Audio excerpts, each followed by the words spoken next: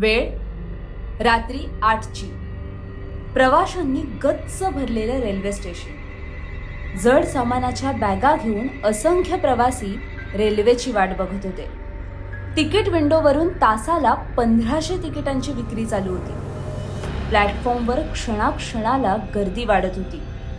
कोणी पायऱ्यांवरून उतरत होतं तर कोणी पायऱ्या चढून प्लॅटफॉर्मवरून जात होतं.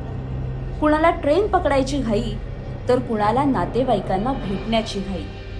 नजर जाईल तिकडे माणसांचे लोंढेच्या लोंढे. अशा या विचित्र परिस्थितीतच एक अनाउन्समेंट होते आणि अचानक गर्दी उसळते. कोणी पायऱ्यांच्या दिशेने पळत सुटतं तर कोणी पायऱ्या उतरून ट्रेनच्या दिशेने धावत सुटतं. कुणी कुणाचा हात ओढत होतं तर कुणी कुणाला खेचत होतं. कुणाची बॅग गर्दीत अडकत होती तर कुणीतरी गर्दीत हरवलेली बॅग शोधत होतं. कुणी खाली पडतंय तर कुणी पडलेल्यांना तुडवतच पळत सुटतंय.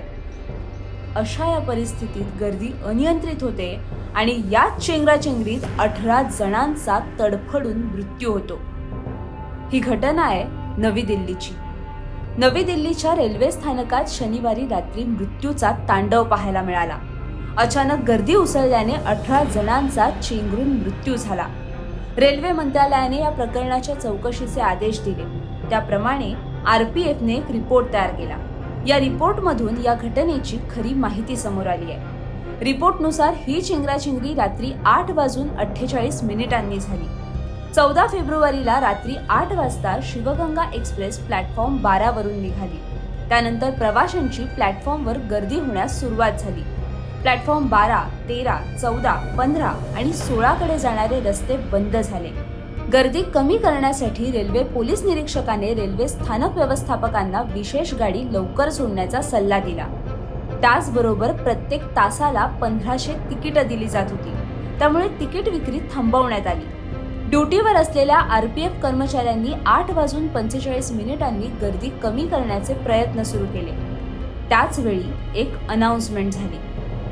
कुंभमेळ्यासाठी जाणारी विशेष रेल्वे गाडी 12 वरून जाणार असल्याचं सांगण्यात आलं.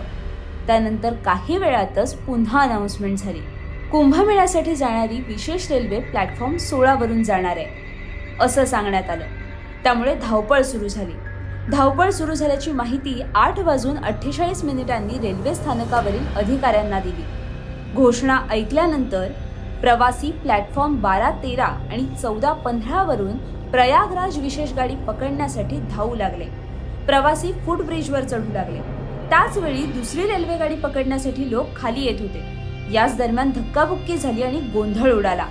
काही लोक घसरून पडले आणि चेंगराचेंगरी होऊन 18 जणांचा मृत्यू झाला. या दुर्घटनेमध्ये अनियंत्रित होणारी गर्दी आणि चुकीची झालेली अनाउन्समेंट हे मुख्य कारण असल्याचं समोर आलंय. जर अनाउन्समेंट बरोबर झाली असती तर हा गोंधळ उडाला नसता असं या रिपोर्टमधून दिसून येत आहे. घटनेनंतर प्रत्यक्षदर्शी असणाऱ्या काही प्रवाशांनीही अनाउन्समेंटमुळेच गोंधळ उडाल्याचं सांगितलं होतं आणि आता रिपोर्टमध्येही हीच बाब समोर आल्यानं रेल्वे प्रशासन यावर पुढे काय ॲक्शन घेणार हे पाहणं महत्त्वाचं असणार आहे. तुर्तास इतकंच. अशाच घडामोडी जाणून घेण्यासाठी माय महानगर लाईव्ह चॅनलला सबस्क्राईब करा आणि बेल आयकॉन प्रेस करायला विसरू नका.